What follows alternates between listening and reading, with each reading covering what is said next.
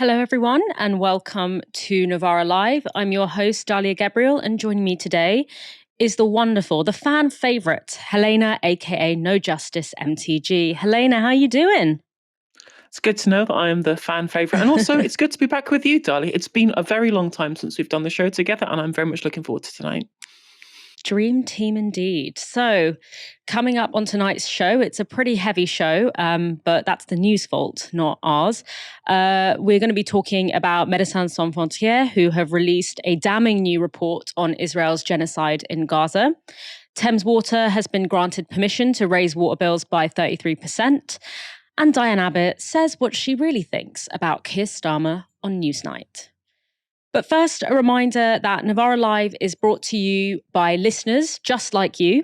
If you tune into our show every night and you're yet to sign up, please consider donating 1 hour's wage per month and help us make an even bigger impact next year. Go to novaramedia.com/support or follow the link in the description below to sign up. We really couldn't do any of this without you, so thank you so much.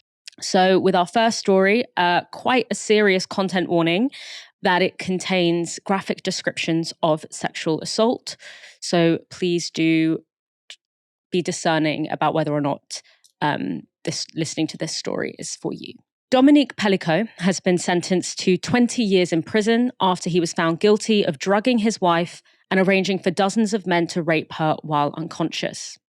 Alongside Pelicot, 51 men have been found guilty of participating in the attacks against his wife, Gebrial Pelicot, receiving sentences ranging from 4 to 20 years in prison. The trial made headlines both in France and worldwide when Gebrial Pelicot made the unprecedented choice to not only waive anonymity, but also allow for the public to view some of the footage her husband had recorded of the assaults. Pelicot said she made the decision in order to make society confront the ubiquity of rape culture. She said, "I wanted all women victims of rape, not just when they have been drugged. Rape exists at all levels.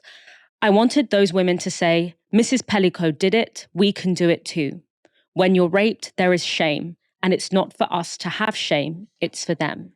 Dominique's crimes against his wife were discovered when he was arrested for covertly filming under women's clothing in a supermarket, a crime known as upskirting. Soon after the arrest, police seized his electronic devices where they found 20,000 videos and photos of Gebrial being raped while comatose by him and others. After further investigation, it was discovered that he had, over a period of 9 years, been orchestrating a campaign of sexual terror against his wife. He had been plying his wife with sleeping pills and using a chat room called Without Her Knowledge to recruit men to rape her whilst unconscious. Whilst 15 of the convicted men admitted that what they did was rape, several others said they believed that the husband's consent was enough. Texts made public during the trial revealed the chillingly deliberate and precise nature with which Dominique and his accomplices acted. Just a note before I read these out, these texts, which have been published by CNN, are real, but they have been edited for brevity and clarity. So we have Dominique writes, "You have to be clean without aftershave. No long, dirty nails. Cut the sound if you're not alone. I'll show you. She's free right now." To which the male respondent replies, "Has the sleeping pill started working?" Dominique then sends a picture of Gebrial Pelicot asleep. The respondent says, "She's a real," insert sexist slur, "without knowing it. I don't know how you do this, but I dream of doing the same to my wife and sharing her with accomplices like you." This was to a different male respondent. Dominique says, "I don't know whether I will try to have her effed this evening. Will you come if I do?" The respondent replies, "To F her? In theory, yes. At that hour, I shouldn't be asleep, but it can't be too late." Dominique replies, "I'm about to dose her with her sleeping pill. Plan to come tonight around 3 a.m.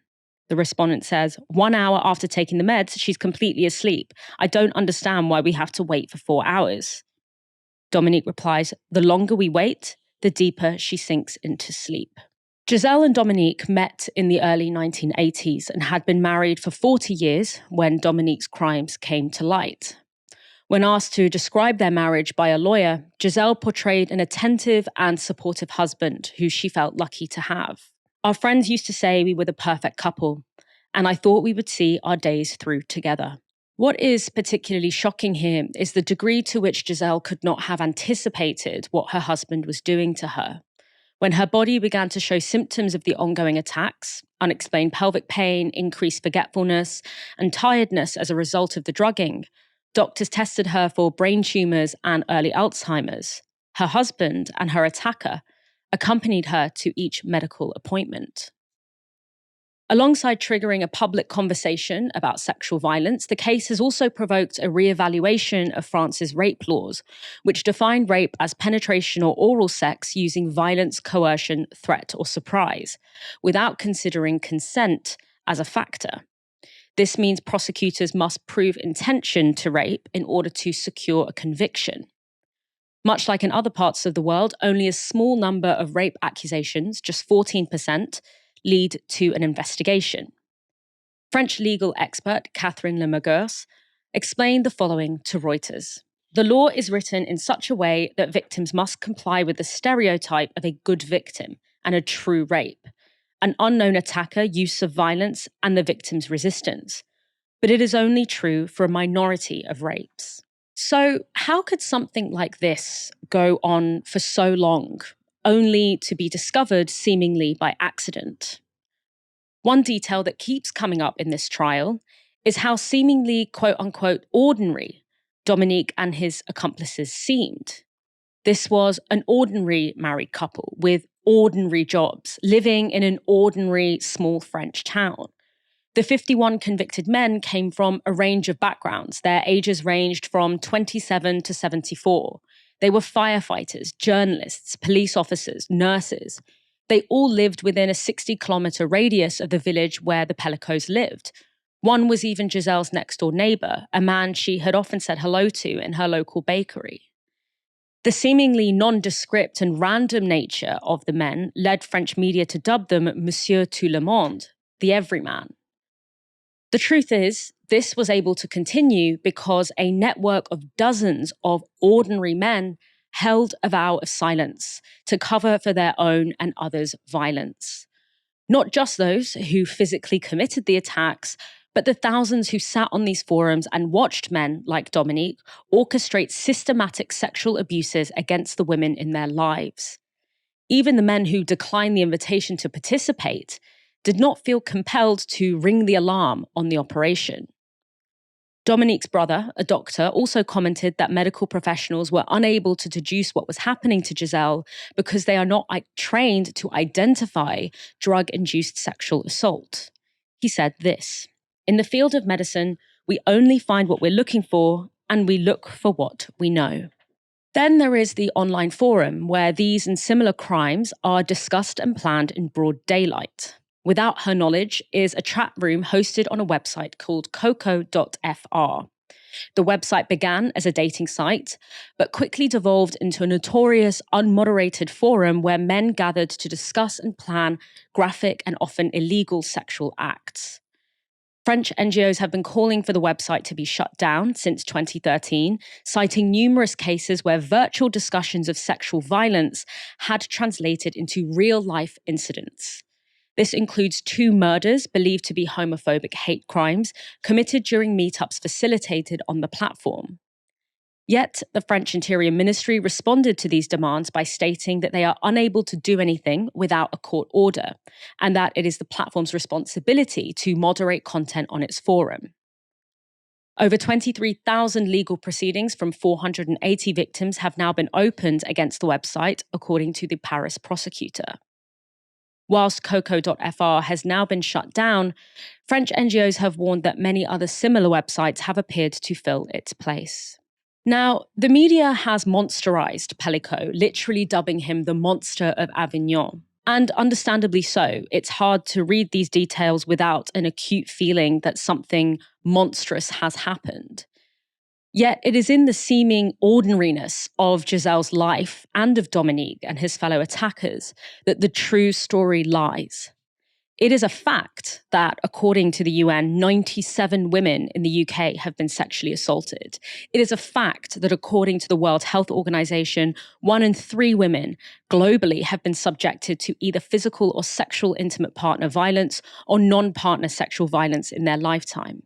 It is a fact that the most dangerous place for a woman to be is in her home, with her family, with her partner.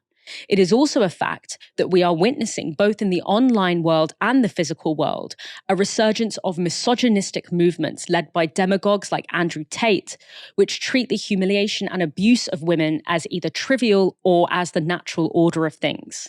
We have an incumbent president of the United States who is himself accused of sexual assault, who has filled the ranks of government with men also accused of sexual assault, and who we have heard laugh at the prospect of assaulting women with our own ears. What Dominique Pelicot did was take a deeply ordinary fact of women's everyday life and push it to a visible and undeniable extreme. And what Giselle Pelicot did was force us to stare in the face of the darkness that lies beneath what we call ordinary. I'll leave you with some closing statements from Giselle herself, which I think neatly summarize what we need to take away from this case. It's time that the macho, patriarchal society that trivializes rape changes. It's time we change the way we look at rape. I have faith in our capacity to collectively hold of a future in which everybody, women, men, can live together in harmony, respect, and mutual understanding. Helena, how do you feel reading or hearing these details, particularly, as a woman? I mean, it should be more shocking to me, but knowing, it's interesting being as somebody who transitioned, personally, I'm transgender, for people who aren't aware, in case you weren't, knowing the kind of things that I could hear, the kind of attitudes that I heard about women within friend groups, or not friend groups necessarily, but amongst men. I went to an all-boys school before I transitioned. I'm hearing the kind of ways in which men broadly throughout my life that I've known have spoken about women, and the ways in which these attitudes about women are pervasive throughout society. It should be more shocking than it already is, right? But it's clear, once you've had the lived experience as women, you've experienced, you felt the shame that is placed upon women across society for the ways in which the men act towards us, the way we are made to feel shame in the way that men especially, act towards women in society. It's a part of the fabric. It's part of the fabric of patriarchal society to try and make women feel shame about the way that men act towards us.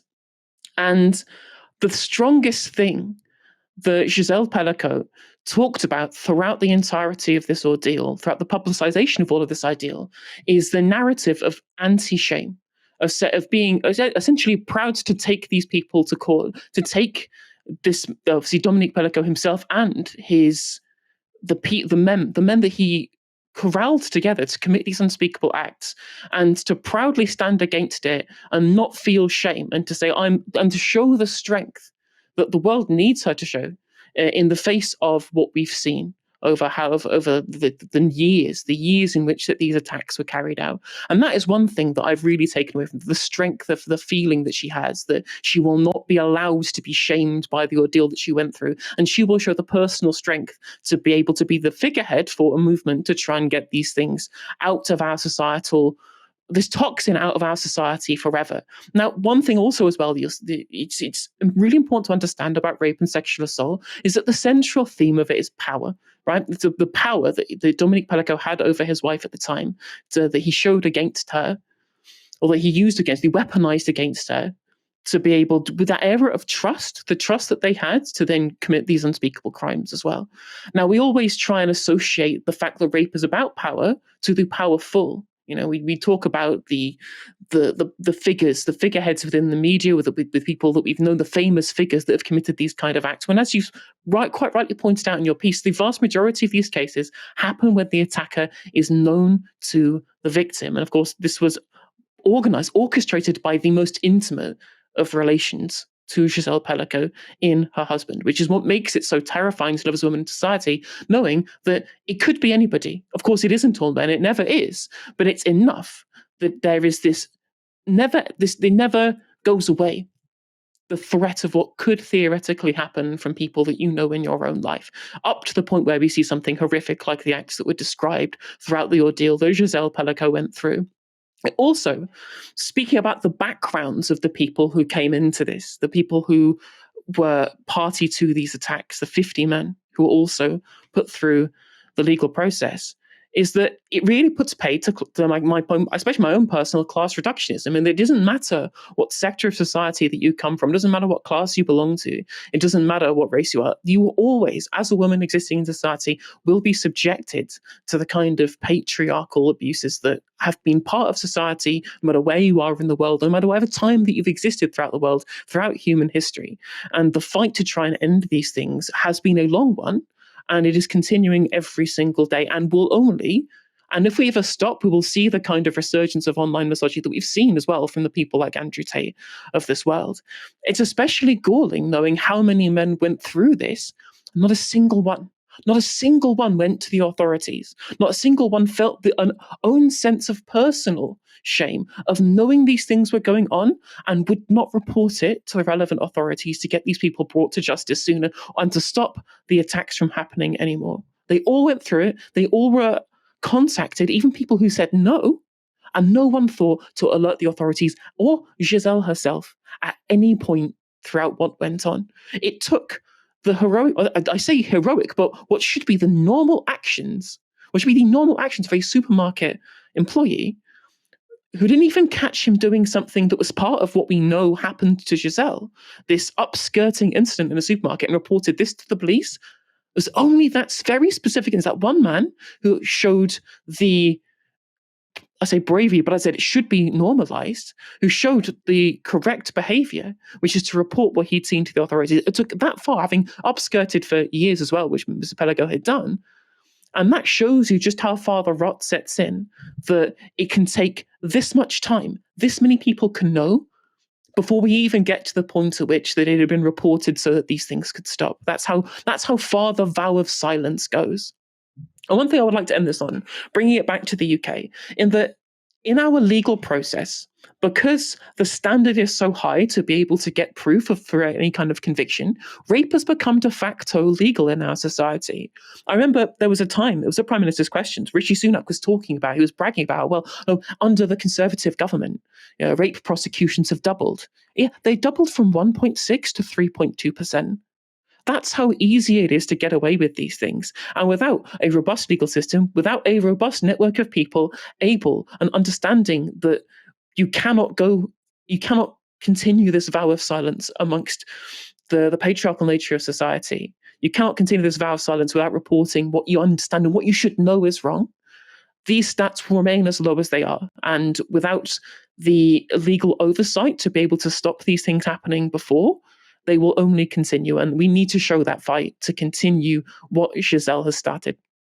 Yeah, I mean, what is extraordinary about this case is not that a woman experienced sexual violence at the hands of her husband. What's extraordinary is, like you said, Helena, her refusal of shame, and the fact that she made sure that her violators were put on public trial. And, of course, I'm sure that was incredibly traumatizing. And I think that it's, as a woman, like watching these kinds of stories, it's always very difficult because on the one hand, we want to communicate the ordinariness of this and how, like you said, those low-grade objectifications of women that happen in everyday culture, that is embedded in our media, is embedded the way that media talks about women, is embedded in so-called locker room talk, that this is an ordinary and ubiquitous part of our culture. But I also don't want to live my life in like constant fear. Like, I don't want that to be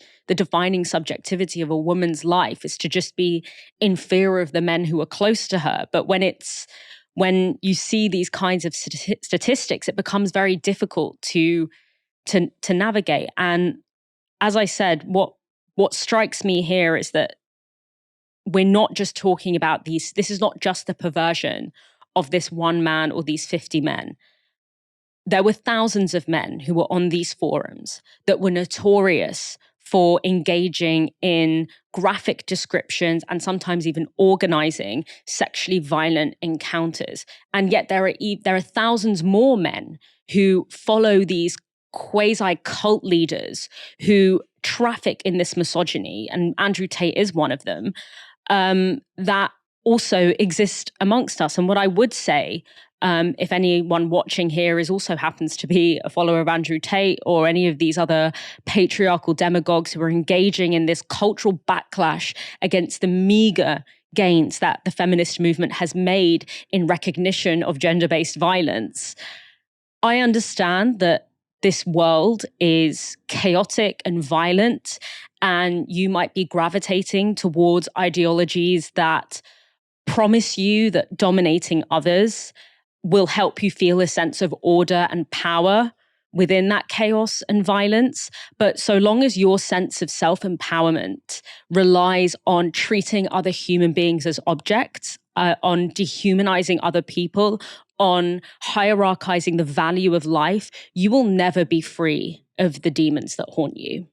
And that's all I have to say on that. Next story is also a heavy one, a warning that this contains distressing themes along the lines of violence as well. So please exercise discretion when listening. Médecins Sans Frontières has released a new report on the conditions that Israel is inflicting on Palestinians in Gaza. Describing Gaza as a death trap, MSF goes on to detail what it calls Israel's campaign of total destruction in the enclave. The report is based on data collected between October 2023 and October 2024, including extensive interviews with MSF staff who have been working in the Strip through the war. For many of those staff members, continuing to work in Gaza has come at a very high cost, with the report saying this. Over the first 12 months of hostilities, MSF staff themselves have endured 41 attacks and violent incidents, including airstrikes, shelling, and violent incursions in health facilities, direct fire on its shelters, and convoys and arbitrary detention by Israeli forces. 8 MSF colleagues and many of their family members have been killed, many more have been injured. Medical personnel and patients alike have been forced to urgently evacuate health facilities on 17 separate occasions, often literally running for their lives. MSF has only been able to restart activities in 3 facilities. Based on MSF operational data, as well as staff testimonies, the report concludes with this. In the north of the Strip in particular, the recent military offensive is a clear illustration of the brutal war the Israeli forces are waging on Gaza, and we are witnessing clear signs of ethnic cleansing as Palestinian life is being wiped off the area. Our first-hand observations of the medical and humanitarian catastrophe inflicted on Gaza are consistent with the descriptions provided by an increasing number of legal experts and organizations, concluding that genocide is taking place in Gaza. While we don't have the legal authority to establish intentionality, the signs of ethnic cleansing and the ongoing devastation, including mass killings, severe physical and mental health injuries, forced displacement, and impossible conditions of life for Palestinians under siege and bombardment, are undeniable. Attacks on civilians, the dismantling of the healthcare system, the deprivation of food, water, and supplies are a form of collective punishment inflicted by the Israeli authorities on the people of Gaza. Now, one area that MSF is naturally interested in is the destruction of the healthcare system in Gaza. The report meticulously details the siege of Nasser Hospital at the beginning of this year. 850 patients alongside thousands of refugees were trapped in the hospital for weeks. And when people tried to leave, they encountered Israeli sniper fire. Then, in February, the hospital was bombed. The hospital was then raided by the IDF, with one patient describing his treatment at the hands of Israeli soldiers like this. They had done surgery to insert a metal plate in my body due to shrapnel injuries in my back and abdomen. By the end of February, the Israeli tanks reached Nasser Hospital. After 2 days of warnings to evacuate, they raided the hospital. I was captured, tortured, and interrogated. There were inspections and interrogations, with beatings, of course. They targeted young men with beards. They would mark people with an X. An X on the forehead meant field interrogation plus interrogation in a place where they would take us. An X on the knee meant field interrogation only. One of their torture methods was to pull out any metal plates one had in their body. I can never forget the sight of them ripping the metal plate out of someone's body. It seared into my memory. Of course, the destruction of Gaza's healthcare system is not a thing of the past, rather it's ongoing and constant. Kamal Adwan Hospital in northern Gaza has come under repeated attack by the Israeli military, and on Tuesday night it was shelled once more, leaving its intensive care unit in flames. According to the hospital's medical director, at least 50 patients were injured in the onslaught. And just 2 weeks ago, the head of the hospital's intensive care unit, Dr. Ahmed Al-Kalout, was killed by an Israeli drone, reportedly while he was entering the medical center.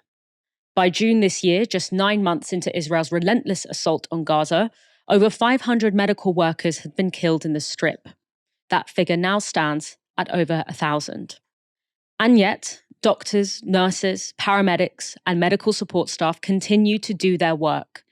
Some of the most affecting parts of the MSF report involve the eyewitness testimony of MSF medical staff trying to save Palestinian lives without proper equipment or medicines. Now, this is quite a long piece of testimony, but I think it captures every aspect of the chaos that Israel has imposed on Gaza's hospital, all while filling them with Palestinians brutally injured by bombs and bullets.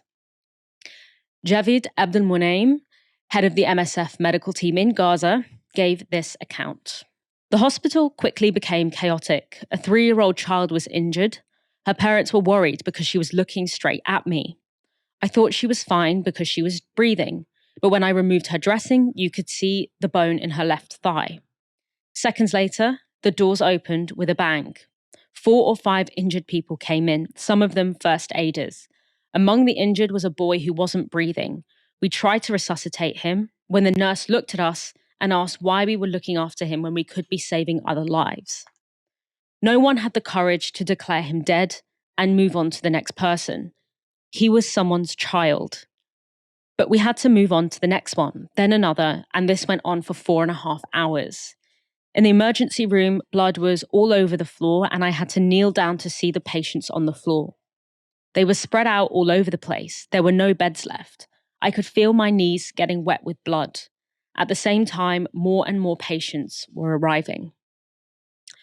I've worked in similar situations with max influxes of injured people all over the world, and the smell of blood is the same wherever you are.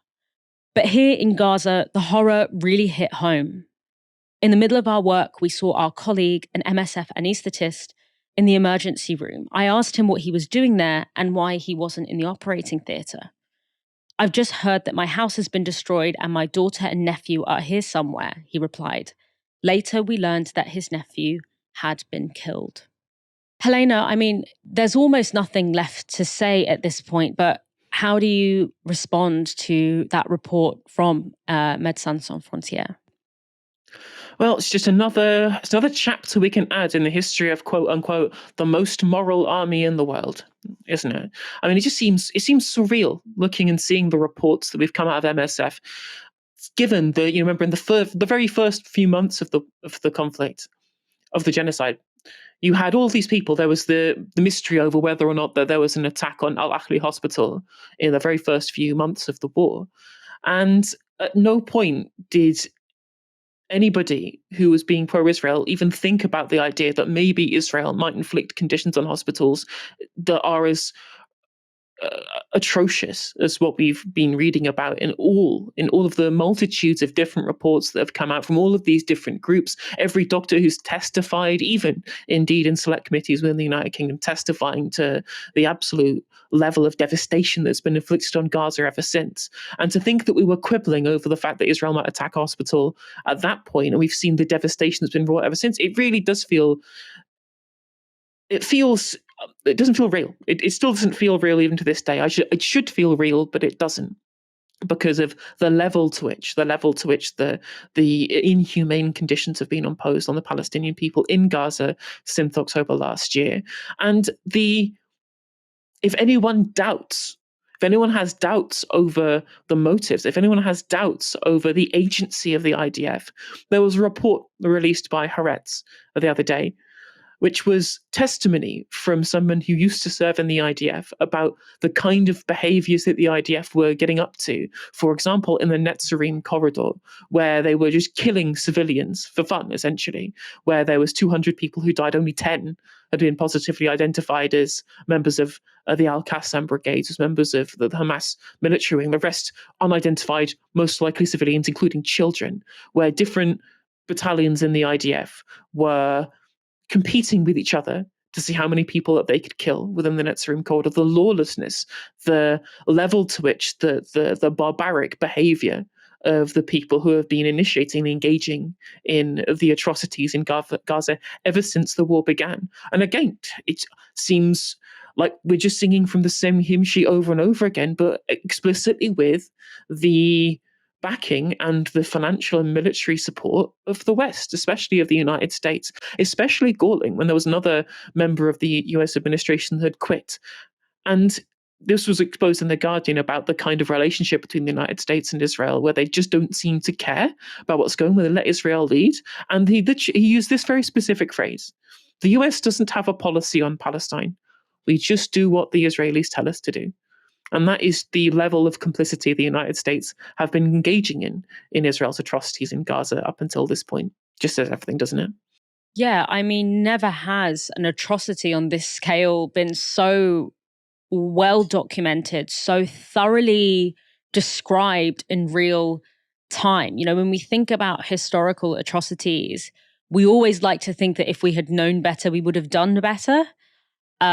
We don't have that excuse this time. Future generations will not look back on this moment and say, well, they didn't know. But unfortunately, the fact of this both hypervisibility of this violence, the fact that we are seeing it documented in meticulous detail, and yet the seeming invisibility of Palestinian life at the level of government, at the level of policy making, at the level of people who have the power to change this, to stop this. That is the fact that those two things are happening together, that we are being every day shown images of the most unimaginable destruction whilst also experiencing the real fact that nothing is happening, that nothing is being done to intervene. We are witnessing the rolling back of whatever bare kind of human rights, humanitarian norms, legal norms that govern war, anything that might have existed at one point, the bare bones that we might have relied on. We are witnessing that being stripped. The precedents that are being set in the Gaza Strip right now make every single human being on planet Earth unsafe. First and foremost, of course, Palestinians, not just in Gaza, but all over the world. And it's as you said, it feels surreal. It feels like everything that we have been told about the protections of liberal democracy, of post-war peace institutions, have just, whatever was left of them, have been thrown away, essentially. And we're all staked in the consequences of that. Thames Water has been robbing its UK customers for years. And today, water regulator Ofwat has helped them pick our pockets once again. Thames Water has now been given permission to hike our bills by a third between now and 2029.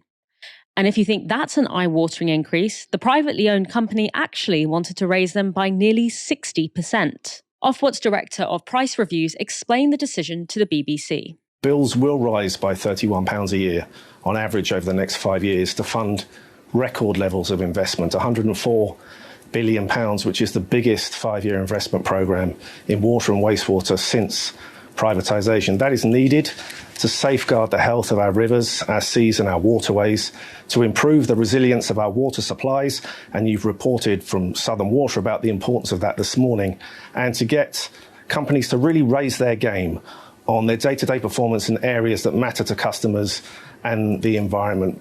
The greenwashing of it, or I don't know what the equivalent of greenwashing is. Democracy washing, because he's making it sound like this is something that we all want, and that, you know, it's so that they can just do what's important to us, the customer, like always blaming us for the fact that corporations are being allowed to do this daylight robbery. But what this rise means in real terms is that over the next 5 years, the average household using Thames Water will be paying an extra £31 every year until 2029. In other words, by 2029, the 6 million households that are unlucky enough to be forced to be Thames Water customers will be forking out an extra £150 a year to this wasteful and endlessly greedy corporation. This is completely absurd and deeply indicative of the rot at the heart of England's privatised water system, which, by the way, is quite exceptional globally. And that's because on the very same day as Ofwat agreed to that hike, this happened. Ofwat fined Thames Water for paying unjustified and extremely large dividends to its shareholders. Yes, that is literally, I'm not even joking. On the same day that Ofwat gave Thames Water permission to fleece us for another half a decade, it also fined the company for paying too much money to shareholders. So admitting that, okay, this corporation doesn't have enough money, and yet it is spaffing money up the wall, lining its shareholders' pockets. In October last year, Thames Water paid its shareholders nearly £40 million.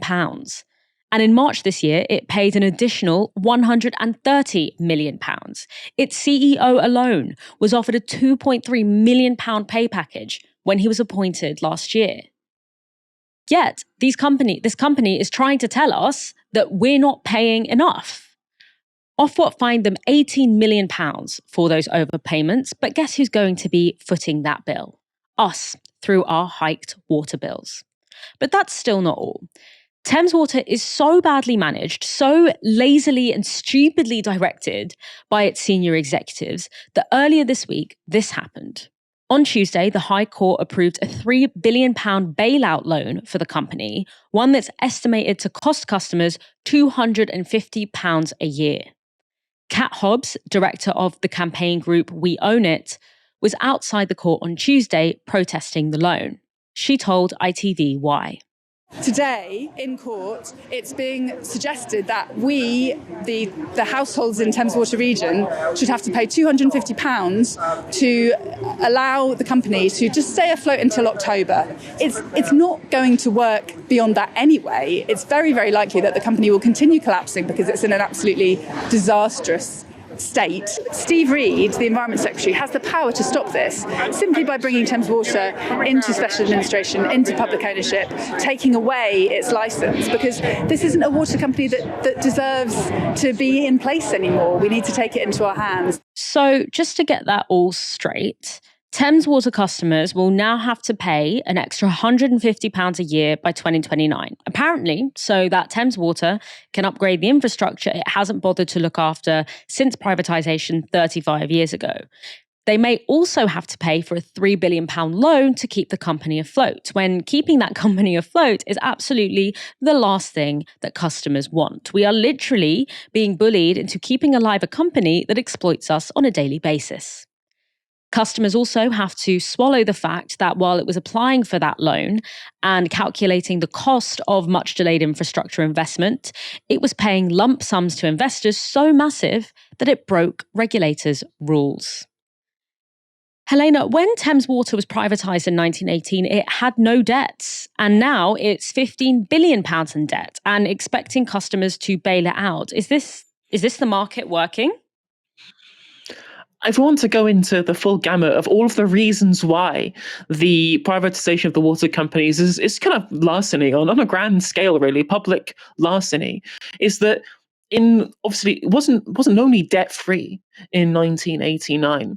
In the run-up to privatization, there was deliberate legislation put in place by the Thatcher administration to stop the water boards, the regional water boards that had been created in the 1970s, from being able to take on private capital to be able to put that money into investing in new infrastructure. So that sank off a cliff in the 1980s, only to then fall foul of EU regulations on water quality in 1989, which was used as a justification for privatization. Again, they wrote it into law, but these people couldn't take on private finance to be able to invest in the new infrastructure they would need to be able to hit these EU regulations. And then when the EU regulations came in, so, well, nothing we can do now, got to privatize it, when the level of investment in our water management system in 1970 was triple what it was in 1980, in that period of low investment before it was being forced to be privatized. Again, it was all set up in a way to justify this. And what happened since 1992? We haven't had a single new reservoir built in that time since 1992. It's been a gigantic con. It has been the biggest organized theft in the history of this country. And people in this country, they're not going to stand for it anymore. They really aren't going to stand for it. And it doesn't matter which part of society that you live in, whether you're urban or rural, liberal, leftist or conservative, whether you're young, whether you're old. If you're looking at the waters around our country and looking in the actual human feces that's in them, the state of the rivers that we should be able to be kind of protecting, is this kind of part of the natural history of this country that has been destroyed by neoliberalism, that has been absolutely ruined by the privatization con. Like, it doesn't matter where you're from, you will see this as being a grave injustice, an injustice that we are now being told that we have to pay for. We have to be the ones that foot the bill for all of the money that was taken on in private debt for these companies that could do that because they were a natural monopoly. They weren't competing with anybody. You can't just choose a different water provider. You can't have multiple pipes going to your house to provide you water because it's a natural monopoly. They knew that they had a captive market, and they knew that the only result that would happen if they loaded debt onto their company to pay off shareholders, they knew the only result would be higher bills at the end of the day for consumers, for the people who were buying water off of them at the end of the day. It is absolutely, it's criminal, quite frankly, in my mind. It's absolutely criminal. I don't think politicians in this country understand the strength of feeling that people in this country have towards the private water companies, they have towards their bosses, they have towards the whole system of privatization in the first place. Every single sector of society, political affiliation, right, from left to right, liberal to conservative to leftist, whatever you come from, they all think that these things should be in public ownership. Every single one. I mean, the fact that even Richard Tice is calling for these things to be in public ownership, or Thames Water specifically, shows you just how bipartisan this position is. A political party, a mainstream political party that stood at the next election on requisitioning these, leaving the shareholders to fend for themselves with all of their ill-gotten gains that they've received from this con already, and promises to put the water bosses that caused the massive hike in bills, the level of underinvestment, the discharges of sewage into our rivers and seas, and puts these people into prison where, quite frankly, in my mind, that's where they belong. If I had the way to write the laws in the way I would want them, right, they would instantly, 650 seats, immediate landslide, Northern Ireland as well, screw it. They would almost certainly win a really large majority of the election, assuming they had kind of Keir other policies as well, because that's how big the strength of feeling is. I wonder if we're going to see, in the wake of the idea that we should be the ones footing the bills for the water companies' terrible practices, right, for their mistreatment of the public, I wonder if we're going to see something similar to the Don't Pay campaign that happened when we were apparently going to be paying £6,000 a year energy bills during the energy crisis, right? One of the things that kind of kicked the government into gear under Liz Truss to act on this and give us the energy price guarantee was that collectively people in the country said, we refuse to pay. We refuse to pay for these things.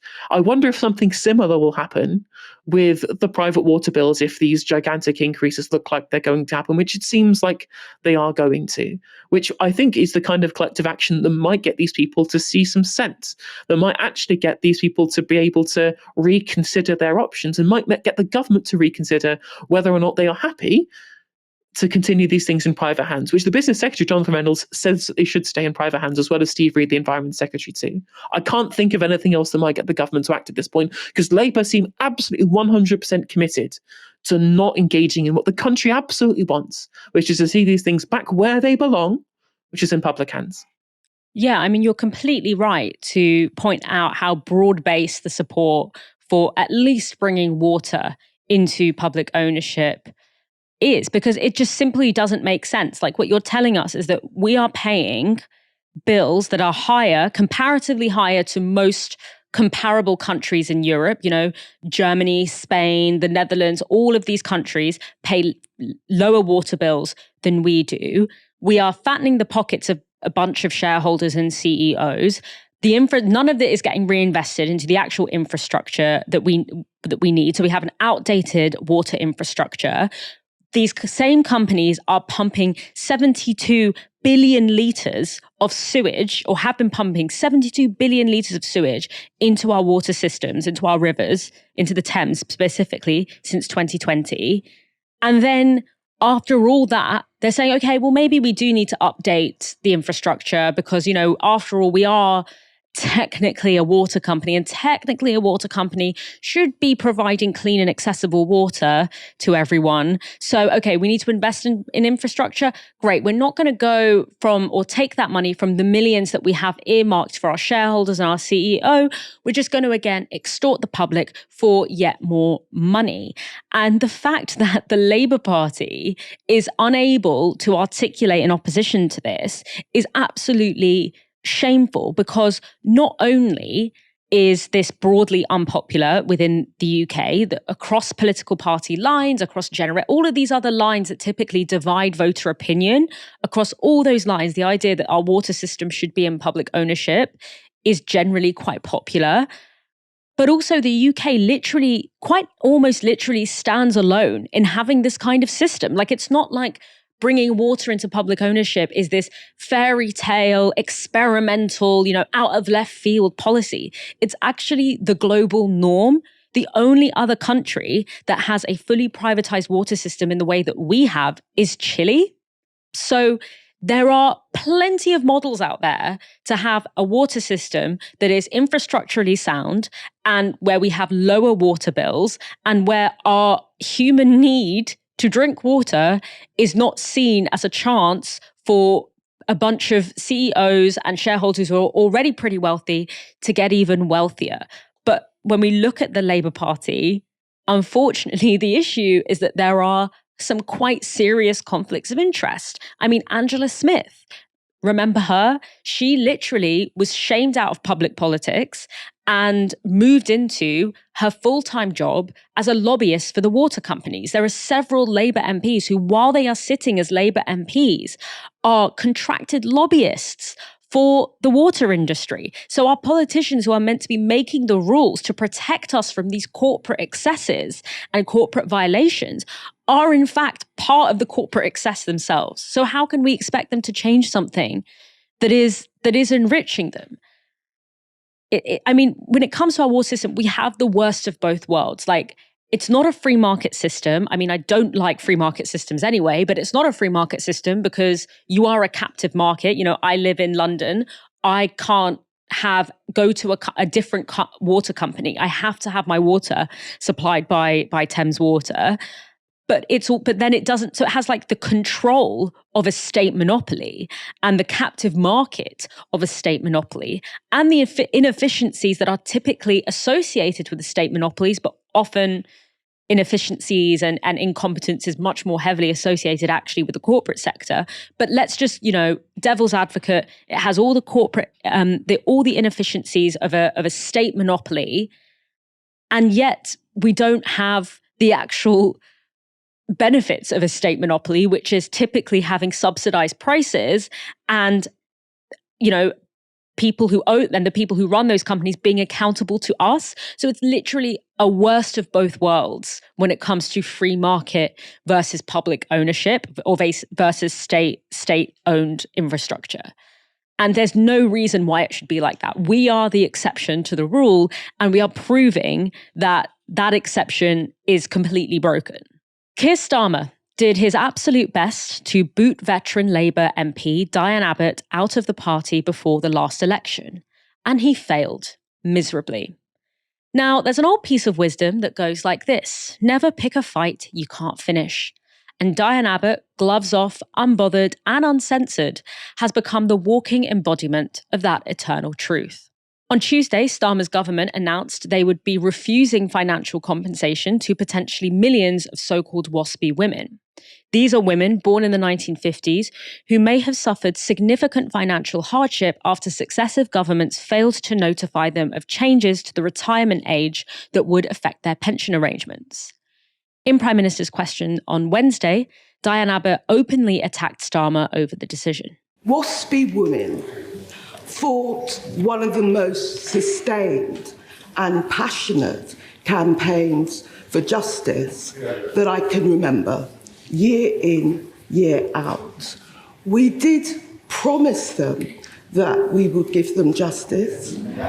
I understand the issue about the cost, but does the Prime Minister really understand how let down WASPy women feel today? I do understand the concern, of course I do. I set out the history, Mr. Speaker, but the research is clear that 90% of those impacted did know about the change. And in those circumstances, the taxpayer simply can't afford the burden of tens of billions of pounds of compensation. Now, Starmer might have thought his trademark, smug, technocratic little answers was the end of it. Not Diane Abbott, though. Last night, she appeared on Newsnight, where this happened. So you asked Diane Abbott, do you, Prime Minister, really understand how let down WASPy women feel? He said he did understand. No, he doesn't. That's the problem. He doesn't. One of the things about Keir is he's only been in the party a relatively short period of time. He was DPP until, I think, 2014, and he couldn't have been a member of the party. Then he got parachuted into... he got parachuted into... St Pancras. Hobart, just parachuted in, didn't have to contest for it. Then, because it was a safe seat, he didn't have to fight for that. And he has no feel for politics. Now, he might say, I've got a great feel for politics because I smashed people like you. But he's got no feel for politics. He doesn't understand how they feel. Remember, he's on his big fat DPP pension. What does he know about, ageing women who really will depend on the state pension? He doesn't know. Now, it's worth delving into the details of that big fat DPP pension that Diane Abbott mentioned there. This is from the BBC. After standing down as Director of Public Prosecutions, he was granted a tax-unregistered pension scheme by an Act of Parliament. The pensions increase, Pension Scheme for Keir Starmer QC Regulations 2013, introduced through secondary legislation, means that a lifetime allowance does not apply to his contributions from his time as DPP between 2008 and 2013. The legislation means Sir Keir is exempt from paying tax on pension savings over £1 million. So Keir Starmer has an Act of Parliament with his name in it, specifically designed to maximise his pension by granting a tax exemption. So I would say that Abbott is spot on. That does make it impossible for him to understand how the WASPy women feel. But Victoria Derbyshire seemed pretty shocked by that body blow from Abbott. He is your leader. Absolutely. He is your Prime Minister. Yes. No, he's my leader and he's my Prime Minister. Therefore, I'm entitled to say what I think. There's more I could say, but I've said... Diane, go on. But I've said the minimum. But no, he doesn't understand how they feel. But this story goes beyond Starmer being unable to feel empathy. The fact that our government has the political will to line the already pretty fat pockets of senior politicians, but does not have the political will to do simple things that give working class people what they are owed, reveals the political ideology our government operates on, which extends far beyond Keir Starmer. I mean, this act was introduced before Keir Starmer, I think, was even an MP. Whenever working class and even middle class people are cheated of what they are entitled to, whether it's a livable pension, a wage that increases in line with inflation, a decent social security system, it's presented to us as a difficult decision that nonetheless was inevitable, that, it's the result of some kind of natural economic law that we have to abide by. But all these natural economic laws seem to go out of the window when it comes to protecting the wealth and assets of the already rich. So much so that an elite political figure like Starmer can literally have a bill with his name on it so he can be personally exempted from a long-standing rule, just so he can get an extra wad of cash that he probably doesn't even need. Helena, what did you make of Diane Abbott's intervention? Does she have any more fucks to give? I mean, what a queen, what an absolute icon Diane Abbott is, just saying what she thinks. And she can get away with it now. She can get away with it. She's won the fight. Remember all of those kind of months back where there was the discussion over Diane Abbott's potential to not be a candidate at the 2024 election, where she was still suspended over the letter that she wrote into the Observer, but they didn't quite know when she was going to be given the whip back, but we all knew it was in Keir Starmer's control to give it back to her, but they kept telling us that it wasn't. And then she just was allowed, after the furore that was kicked up over Faisal Shaheen first and then over her potential removal from standing as a candidate at the election.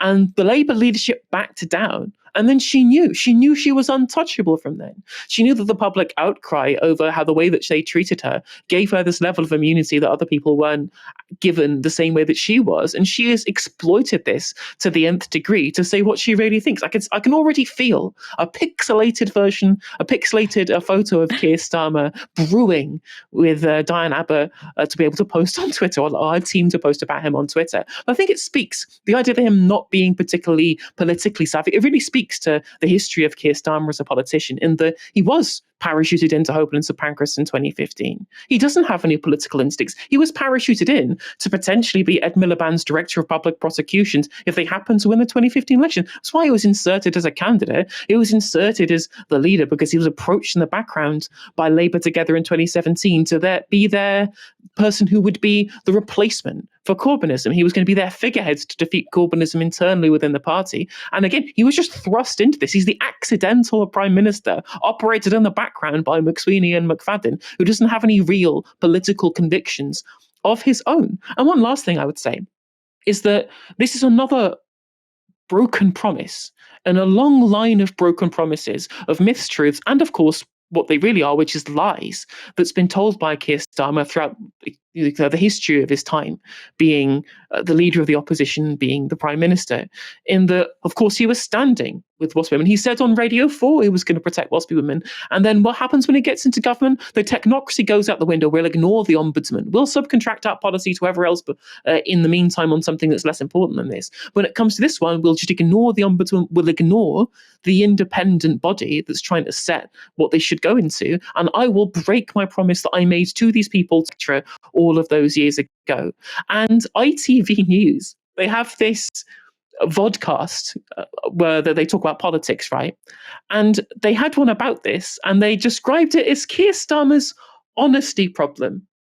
That's a bit of a weird way of trying to describe someone who lies all the time.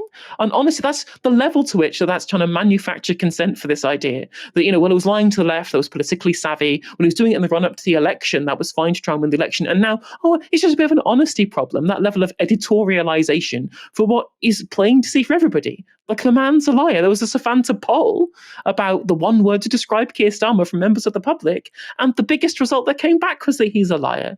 It seems to be the only thing that he's known for within the public, is that he breaks promises. And you know what? Diane Abbott was absolutely right to say this man doesn't have a knack for politics, because if you just continue to lie, if that's your political strategy, just to lie to people, it will eventually catch up with you. And that's what's happening now.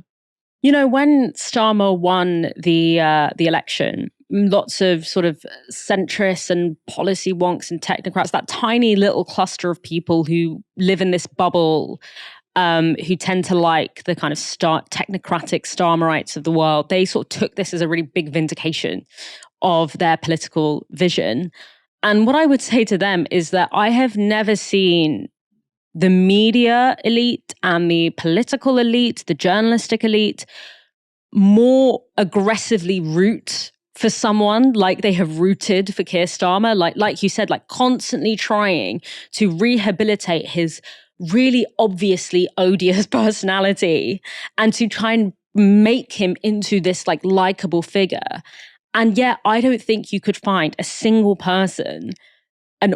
ordinary person who's not in the like Westminster bubble, who's not in the like tiny little bubble of think tanks and, all these, lobby journalists and all that, who organically thinks that Keir Starmer is a good person. Even just like as basic as that, let alone a good politician. And I've never seen a man who's been so heavily, who's given so many legs up by the media and yet has like failed to make that into anything organic. He's just so deeply unpopular, despite all of these, as you said, highly editorialized attempts to gaslight us into thinking that this is a popular man. like when Diane Abbott was nearly deselected, people in her constituents flooded the streets to say, like, you will not do this to our Diane. If tomorrow, through some freak situation, Keir Starmer was deselected as Prime Minister or expelled from the Labour Party, I don't think a single person would care, let alone mourn the fact that he was no longer a politician. I think actually many people would just breathe a sigh of relief. They don't have to listen to that voice anymore. It's annoying. Anyway, thank you so much, Helena, for joining me tonight. It's been a pleasure to have you on what's been quite a heavy show. It has been heavy, but it's been some very important stories, and I was glad to cover it with you today, Dalia. Likewise. Thank you, everyone, for watching this evening. Make sure you come back tomorrow night for another live stream from 6 p.m. For now, you've been watching Novara Media. Good night.